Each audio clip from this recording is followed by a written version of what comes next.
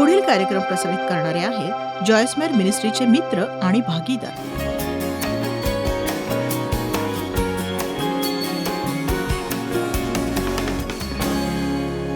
मुखाच्या आणि त्यातून बाहेर पडणाऱ्या शब्दांच्या महत्वाविषयीच्या या संदेशाबद्दल आम्ही तुझे आभार मानतो. येशूच्या नावाने, येशूच्या नावाने, आमीन. मनमुख मनस्थिती आणि प्रवृत्ती आपल्या सगळ्यांनाच मन असतं, पण आपण त्याचं काय करतो हीच महत्वाची बाब आहे. आपल्या मनात जे असतं तेच आपल्या मुखातून बाहेर येतं. हृदयातूनच आपलं मुख बोलत असतं. आपण आपल्या शब्दांनीच स्वतःला प्रोत्साहित करू शकतो किंवा निराश करू शकतो. आपण इतरांना प्रोत्साहित करू शकतो पण सहसा निराशच करतो. आता मला तुम्हाला एक विचारायचंय, पण त्यावर जरा विचार करा. शब्दांच्या सामर्थ्याविषयी परमेश्वराचं वचन काय म्हणतं यावर तुमचा विश्वास आहे का? मला नाही वाटत तसं. मी माझ्या जीवनकालात याचा बराच अभ्यास केलाय. मुखाविषयीची अनेक पुस्तकं वाचली आहेत. अनेक पुस्तकं मुखाविषयी नीतिसूत्रात मी अनेक प्रकारच्या खाणाखुणा केल्या होत्या. स्टार, गोल रंग दिले होते, काळा, निळा, हिरवा, अनेक. तरीही मला ते संपूर्णपणे कळलं असं मला वाटत नाही. मला ते माहितीये, माझ्याकडे बरीच माहिती आहे. काहींचं तर मला प्रकटीकरणही आहे, पण शब्दांच्या सामर्थ्याविषयी आपल्याला अजून प्रकटीकरणाची गरज आहे. बायबल नीतिसूत्र 18:21 मध्ये म्हणतं, जीवन आणि मृत्यूचं सामर्थ्य आपल्या जिभेत आहे. जीवन आणि मृत्यूचं सामर्थ्य आपल्या जिभेत आहे. पुढचं वचनही पाहूया. जीवन आणि मृत्यू हे जिभेच्या सामर्थ्यात आहे. आणि हे समजून घ्या, आणि जे ह्यात सहभागी होतात ते त्याचं फळ भोगतील. मृत्यू किंवा जीवन म्हणजेच याचा सरळ अर्थ असा की आपण जर आपले शब्द खात असतो तर मृत्यू खातो, किंवा आपण जीवनाचं सेवन करतो. मन, मुख, मनस्थिती आणि प्रवृत्ती एकमेकांशी जोडलेली आहे. आपल्या समस्यांची सुरुवात मनात होते आणि आपल्या समस्यांची उत्तरही मनातच सापडतात. आपण देवासारखा विचार करायला शिकायला हवं, त्याच्यासारखं बोलायला हवं, त्याच्यासारखं वागायलाही हवं. देवासारखा विचार करायला हवा, देवासारखं बोलायला हवं आणि वागायला हवं, तेही देवासारखंच. आपल्या सगळ्या समस्यांचा उगम आज आपण चर्चा करतोय त्यावर आपल्या सगळ्या समस्यांचा उगम हा आपल्या वाईट विचारांमध्ये आणि वाईट शब्दात आहे. आता महिलांना मी थोडी सूट देते, कारण हे मूड्स किंवा हे भावनिक उतार चढाव हे आपल्या हार्मोन्समुळे असू शकतात, काही रासायनिक असंतुलनामुळे. पण बघा, सगळ्याच गोष्टींचा दोष त्याला देऊन चालणार नाही. PMS, कोणीतरी मला म्हणालं, कोण ते आठवत नाही, पण म्हणालं की स्त्रिया वाईट वागतात त्याचं कारण असतं PMS, आणि पुरुष वागले की पाप. तर त्यांच्याकडे नसणारं कारण आपल्याकडे आहे, पण आपण त्या गोष्टीला आपलं कारण बनवता कामा नये. तिकडे जे 3 जण आत्ता ओरडले, तुमच्या प्रोत्साहनाबद्दल आभारी आहे मी तुमची, पण मी तुमच्यापेक्षा उत्तम संदेश देतेय आणि हे तुम्ही लक्षात घ्यावं असं मला वाटतं.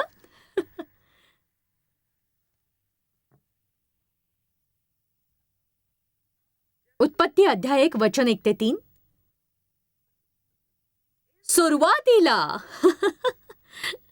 सुरुवातीला परमेश्वराने आकाश आणि पृथ्वी निर्माण केली, आणि पृथ्वी ही निराकार आणि निरुपयोगी होती. पण देवाने हे गोंधळात असताना घडवलं असं मला वाटत नाही. पण 1 आणि 2 या दरम्यान काहीतरी घडलं ज्याचा उल्लेख या ठिकाणी नाहीये. एक प्रकारची काहीतरी उलथापालथ झाली असेल. अनेक तज्ज्ञांनुसार हे तेव्हा असेल जेव्हा सैतानाला स्वर्गातून फेकण्यात आलं आणि तो पृथ्वीवर वास करू लागला.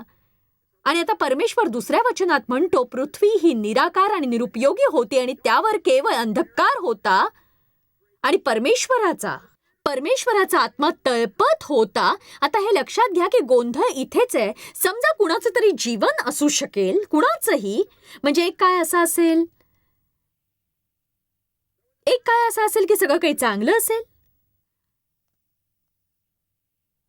आणि मग अचानक असं काही घडतं आपल्या आयुष्यात, जसं असफल वैवाहिक जीवन, गैरवर्तन, नैराश्य, स्वप्न भंगणं,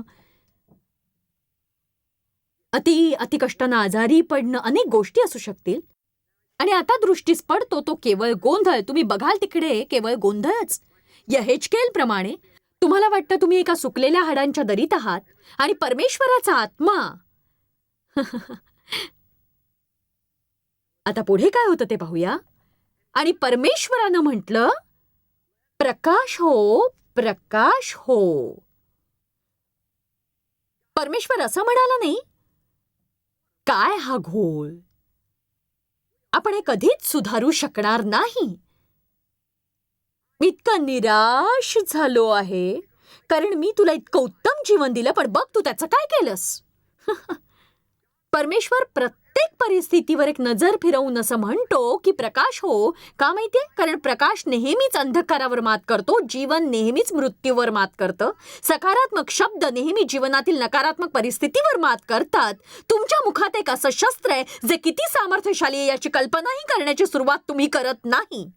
आणि म्हणूनच आपण इतके मोहात पडतो की साधारणतः दिवसातले 24 तास अगदी नको ते आपण बोलत असतो. पुढच्या वेळी या गोष्टीकडे लक्ष द्या की खरंच किती कठीण असतं कुठल्याही गोष्टीबाबत काहीतरी बोलणं, नको ते बोलणं, अगदी असं की जणू काही असं की blah blah blah blah blah.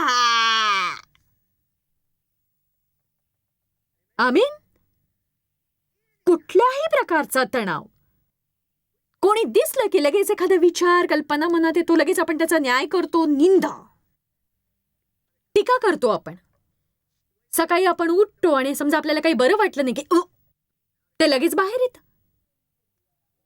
आपण वाईटाला चांगल्याने जिंकतो. परमेश्वराच्या वचनातलं सामर्थ्यशाली तत्व, रोमकरांस अध्याय 12:21, हे वचन माझं जीवन परिवर्तन करणारं ठरलं. याच वचनाने मला विश्वास आहे, त्याद्वारे देवाने मला कृपा पुरवली, आज्ञापालन करायला शिकवलं, माझ्या बालपणी माझं शोषण केलेल्या वडिलांची काळजी घ्यायला शिकवलं, ज्यांनी माझा 200 वेळा बलात्कार केला, अशा पित्याची मरेपर्यंत काळजी घे असं मला सांगितलं आणि त्यांना क्षमा करायला सांगितलं. कारण वचन म्हणतं तुम्ही चांगल्याने वाईटाला जिंका.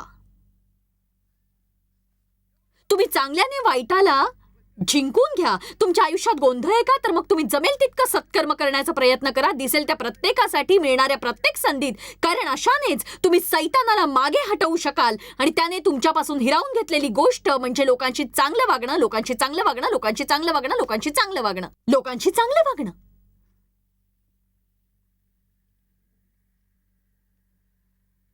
आपण वाईटाला बऱ्याने जिंकतो हे परमेश्वराच्या वचनातलं सगळ्यात सामर्थ्यशाली वचन आहे. आपल्या शत्रूंसाठी प्रार्थना करा. कुणी दुखावलं तर उत्तम म्हणजे त्यांच्यासाठी प्रार्थना करा. त्यांच्या वाईटाची फेड बऱ्याने करा, चांगल्याने करा. परमेश्वर गोंधळाकडे बघत नुसतं असं म्हणत बसला नाही. तो म्हणाला, प्रकाश हो. तुम्ही रोज सकाळी उठून तुमचे पाय जमिनीवर टेकवण्याआधी म्हणा, प्रकाश हो, प्रकाश होवो. कारण प्रकाशानेच अंधकार दूर होतो, जीवन मृत्यूला मात देतं. परमेश्वर आपलं मुख वापरू इच्छितो, पण सैतानही.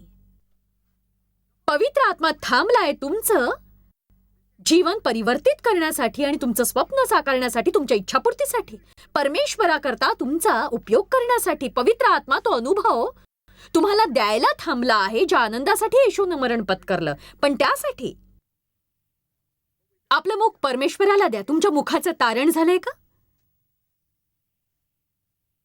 देव हे माझ्याशी अनेक वर्षापूर्वी बोलला.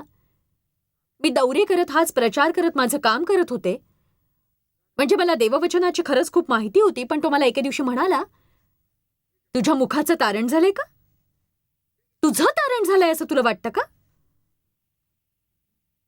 बहुधा तू रविवारी सकाळी तशी असशील, पण मग सोमवार सकाळचं काय जॉयस? यहेजकेल 37 हा एक सामर्थ्यशाली अध्याय आहे. पहिली 10 वचनं मी पूर्ण वाचणार नाही, पण यहेजकेलनी पाहिलं आणि दिसली ती केवळ सुक्या हाडांची दरी. माझ्या आयुष्यात असे अनेक प्रसंग आले आणि मला खात्री आहे तुमच्याही आले असतील, जेव्हा लोक मला विरोध करायचे, जेव्हा मी माझ्या चेकअपसाठी जायचे, जेव्हा मला कळलं मला स्तनाचा कॅन्सर झालाय वगैरे वगैरे वगैरे वगैरे. तुम्ही मदत केलेले लोक जेव्हा त्यांच्यासाठी केलेल्या सगळ्या गोष्टी विसरतात, तुमच्याकडे पाठ फिरवतात, आणि हे सगळं त्या हाडांच्या श्रेणीत समाविष्ट होतं, मृत आणि सुकलेली हाडं. पण परमेश्वर त्याला म्हणाला, मनुष्याच्या पुत्रा, ही हाडं जगू शकतात का? तुझ्या आयुष्यातला गोंधळ हा बदलू शकतो का? आपण हरवलेलं, गमावलेलं परत मिळवू शकतो? ही हाडं पुन्हा सजीव होतील? यावर त्याने शहाणपणाने उत्तर दिले. तो म्हणाला, हे प्रभू, हे केवळ तूच जाणतोस. उत्तम उत्तर देवा, हे केवळ तूच जाणतोस. माझ्यासाठी हा गोंधळ खूपच मोठा आहे, हे केवळ तूच जाणतोस. आणि परमेश्वर त्याला म्हणाला, आता हे लक्षात ठेवा, या हाडांसाठी भविष्यवाणी, आणि त्यांना म्हणा की ओ तुम्ही सुकलेल्या हाडांनो, प्रभूचं वचन ऐका तुम्ही.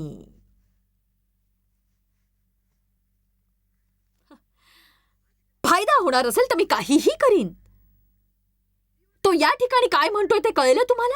तुमच्या आयुष्यातील कोणताही गोंधळ तो बदलू शकतो जर तुम्ही त्यावर प्रभूच्या वचनाची भविष्यवाणी कराल तर. आणि रविवारी चांगलं बोलायचं, सोमवारी काहीतरी मूर्खपणाचं, मंगळवारी त्याहूनही मूर्खपणाने वागायचं, बुधवारी अति मूर्खपणा करायचा, गुरुवारी दुःखी होऊन जेवायचं, आणि त्याहून वाईट काहीतरी तुम्ही शुक्रवारी करायचं. याला अर्थ नाही. समजा या पृथ्वीवर 2 जण सहमत झाले.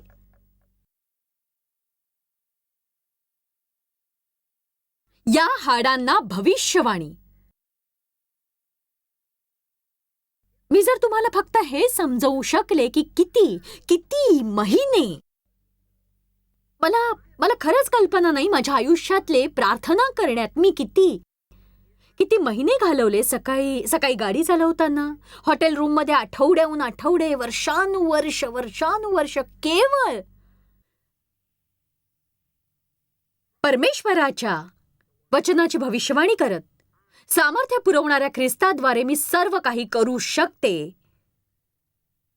मी तुला क्षमा करते. तुला क्षमा करण्यासाठी परमेश्वर माझ्यावर कृपा करणार आहे. मी अपमानित होणार नाही. मी अपमानित होऊन जगणार नाही. मी समाधानी राहणार आहे.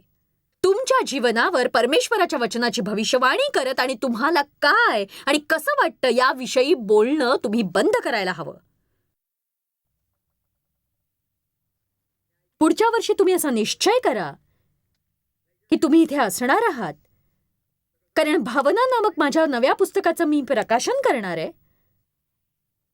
बघा, हे समजून घ्या की कुठल्याही गोष्टीपेक्षा भावना आपल्यावर नियंत्रण करतात. मला वाटतं, मला हवंय, मला वाटतं, मला हवंय, मला वाटतं, मला हवंय, मला हवंय, मला वाटतंय, मला हवंय, मला वाटतंय, मला वाटतंय, मला हवंय, मला वाटतंय.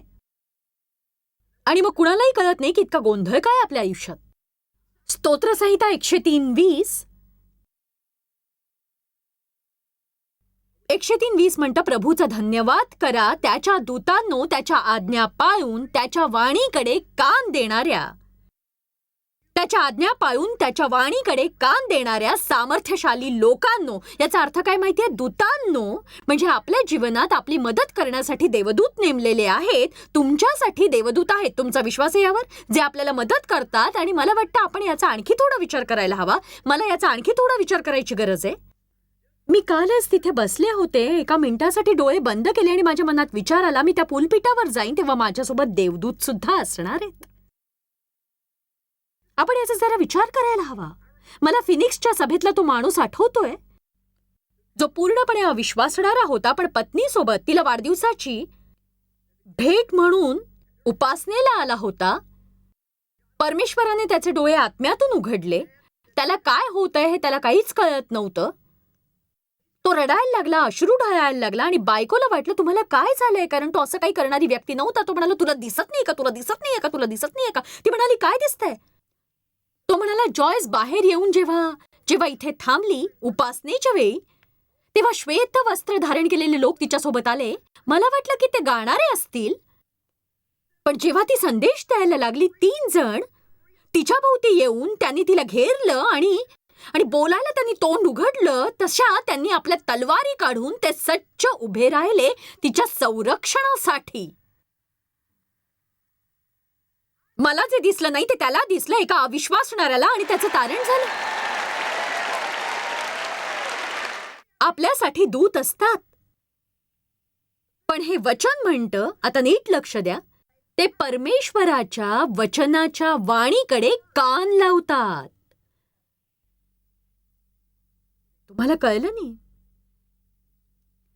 ते परमेश्वराच्या वचनाच्या वाणीकडे कान लावतात.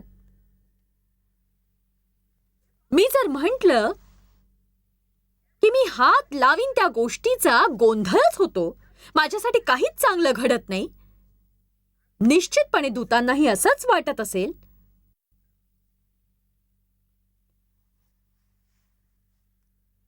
तू जर आम्हाला काही करू दिलंस तर बरं होईल.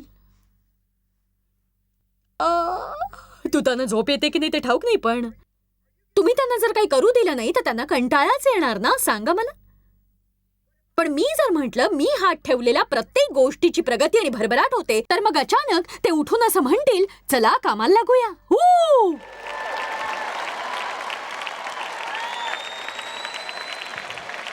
तुम्ही तुमच्या परिस्थितीवर बोलणं थांबवाल का? किंवा तुम्हाला काय वाटतंय, तुमचं काय म्हणणं आहे, तुमच्या आयुष्यात तुम्हाला कोण कोण काय बोललंय हे बोलणं थांबवा, आणि जग काय म्हणतं ते बोलणं थांबवा, मित्र काय म्हणतात ते बोलणं थांबवा, आणि परमेश्वर जे म्हणतो ते म्हणायला लागा.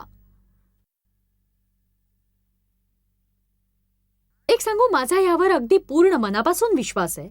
मनापासून विश्वास आहे की मी हे मानते की परमेश्वराचं वचन हे एक शस्त्र आहे. 2 कोरिंथ 10व्या अध्यायात म्हटलंय की आपल्या युद्धाची शस्त्र ही दैहिक नाहीत, तर बालेकिल्ले पाडण्यासाठी ते परमेश्वराद्वारे सामर्थ्यशाली आहेत. आपण युद्धात आहोत, आपल्याकडे शस्त्र आहेत, आपले ही बालेकिल्ले असतात, आणि परमेश्वर जे शस्त्र आपल्याला देतो त्याने ते बालेकिल्ले पडतात, आणि तो जी शस्त्र आपल्याला देतो ती म्हणजे आत्म्याची तलवार, आपल्या मुखातून बाहेर पडणारं परमेश्वराचं वचन होय.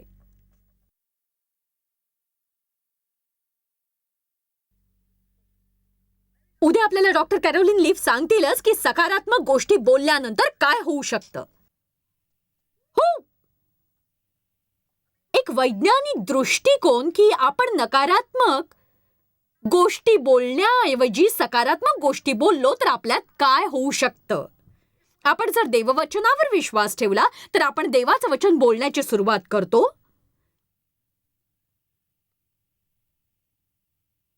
मी रोज माझ्या सकाळच्या प्रार्थनेत म्हणते, मी योग्य जेवते, मी छान दिसते, मला बरं वाटतंय, माझं वजन तितकंच आहे जितकं देवाला हवंय. मी रोज असं म्हणते, रोज प्रार्थना करताना मी म्हणते, मी योग्य जेवते, मी छान दिसते, मला बरं वाटतं, माझं वजन तितकंच आहे जितकं देवाला हवं आहे. आणि मी असं वर्षानुवर्ष केलेलं आहे, वर्षानुवर्ष. आणि तुम्ही काय म्हणता? मला स्वतःकडे बघवतच नाहीये, मी किती लठ्ठ आहे, मला कंटाळा आलाय.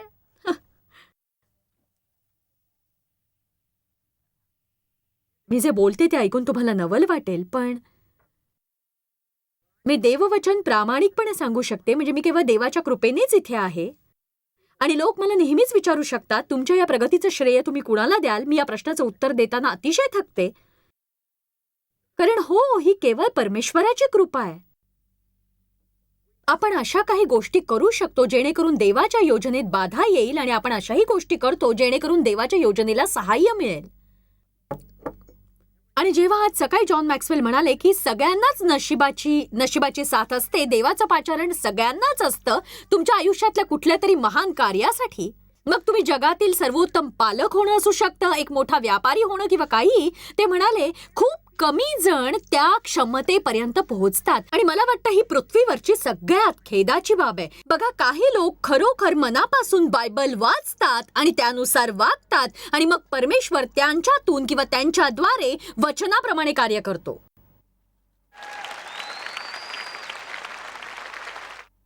आजच्या शिकवणीची प्रत तुम्ही विकत घेण्यासाठी मी तुम्हाला प्रोत्साहित करतेय आणि तुम्ही ती आठवड्यातून निदान एकदा तरी ऐकायला हवी.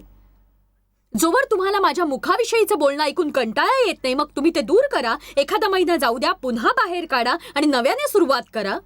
कारण हे समजलं नाही तर आपल्या आयुष्यात देवाची योजना आपल्याला कधीही लाभणार नाही.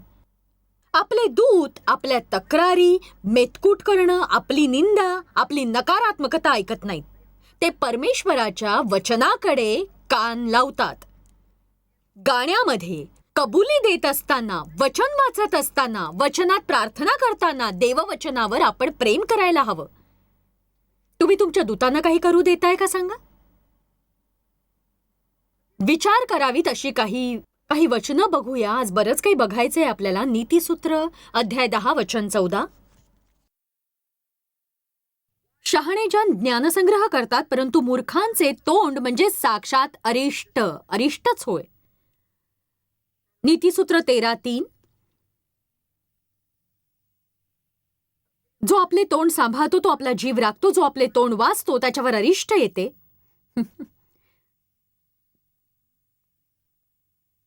नीतिसूत्र 18:6-7. मूर्ख कलहाला तोंड देतो, त्याचे मुख चापटीला आमंत्रण देते.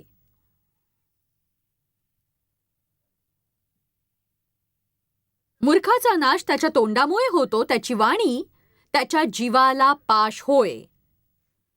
नीतिसूत्र 21:23. जो आपले तोंड व जीभ सांभाळतो तो संकटापासून आपला जीव बचावितो. तुम्ही जर तसं वागणार असाल तरच टाळ्या वाजवा, नाही तर काही गरज नाही टाळ्यांची.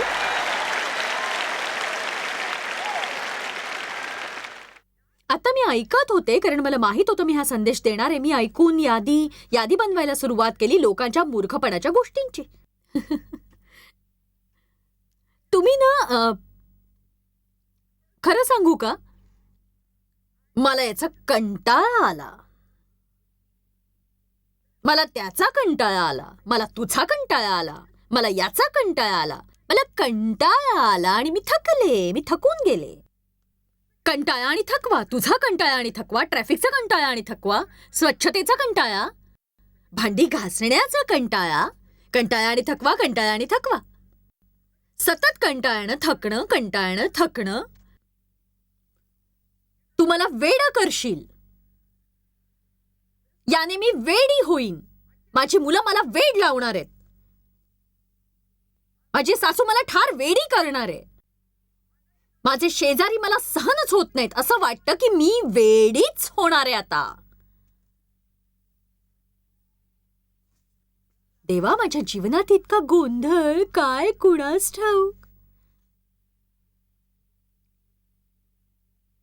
या बाबतीत मी देवावर विश्वास ठेवते. मला माझं घर अजिबात आवडत नाही, मला माझं काम आवडत नाही, मला माझं शरीर आवडत नाही, मला माझे केस आवडत नाहीत, मला दुकानात जायला आवडत नाही, मला गवताची कापणी करायला आवडत नाही, मला सगळ्याचाच ना कंटाळा आलाय, मला काहीच आवडत नाही. प्रभू मला मदत कर, मी इथेच आहे. मला मदत कर, मी इथेच आहे.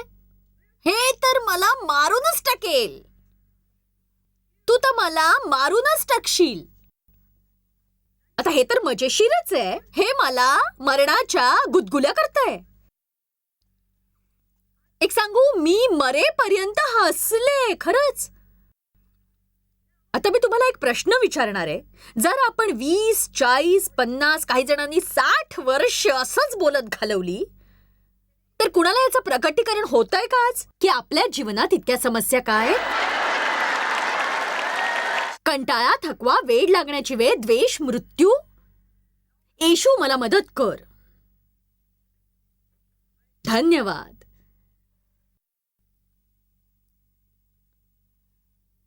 तुम्हाला हसणं माहितीये का? जेव्हा मी अगदी मोठ्याने आणि मनापासून हसते, मला खरंच अगदी फ्रेश वाटतं, ताजं तवानं वाटतं. मला वाटतं माझ्यावरून एक हवेचा झोक गेलाय आणि मला त्यांनी जीवन प्राप्तीच दिलीये. पण नवल नाही का वाटत जेव्हा कुणीही असं म्हणत नाही की मी आज इतकी हसले, हसून हसून इतकी इतकी की माझं पोट दुखायला लागलं. आपण म्हणतो मी इतकी हसले की हसून हसून मेलेच.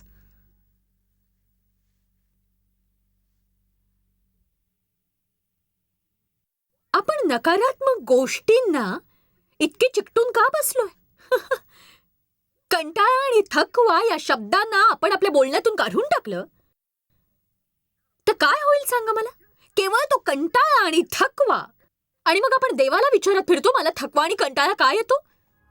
कारण तुम्ही आठवड्यातून 500 वेळा तेच ते वारंवार बोलत असता म्हणून.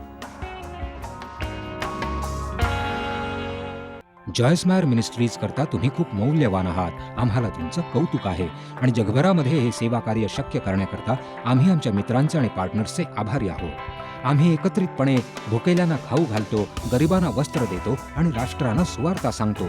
तुमच्या प्रार्थनेच्या विनंतीकरता आमच्याविषयी आणखी माहिती मिळवा.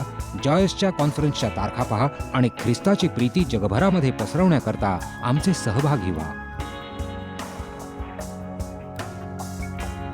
याचा सर्व खर्च जॉयस्मॅर मिनिस्ट्रीचे मित्र आणि भागीदार करत आहेत.